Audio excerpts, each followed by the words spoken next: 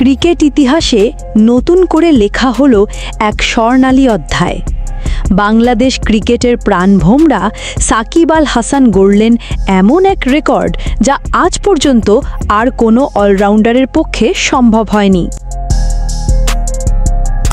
আন্তর্জাতিক ক্রিকেটে 500 উইকেট শিকার এবং সঙ্গে 7000 রানের মাইল ফলক ছুঁয়ে সাকিব হয়ে গেলেন একমাত্র খেলোয়াড় যিনি এই দুই কীর্তি একসাথে অর্জন করেছেন।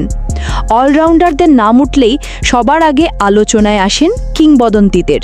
কেউ হয়তো রান করেছেন অনেক, আবার কেউ শিকার করেছেন অসংখ্য উইকেট, কিন্তু দুই বিভাগে একসাথে আধিপত্য দেখিয়ে ক্রিকেট বিশ্বকে চমকে দেওয়া ক্রিকেটারের তালিকায় একাই শীর্ষে সাকিব। বল হাতে নিয়েছেন 500-র বেশি শিকার আর ব্যাট হাতে করেছেন 7000 রানেরও বেশি অবদান। এই দুই পরিসংখ্যানই বলে দিচ্ছে তিনি কেবল বাংলাদেশের নয়, বরং বিশ্ব ক্রিকেটের ইতিহাসেই অন্যতম সেরা। শুধু পরিসংখ্যান নয়, ম্যাচে ম্যাচে দলের জন্য সাকিবের অবদান অমূল্য। তিনি যখন ব্যাট হাতে নামেন তখন দল আশ্বস্ত থাকে রান আসবেই, আবার বল হাতে বল করতে এলে প্রতিপক্ষের জন্য সেটা হয়ে ওঠে এক দুঃস্বপ্ন। তাই রেকর্ড বইতে তার নাম আলাদা করে লিখতে হলো।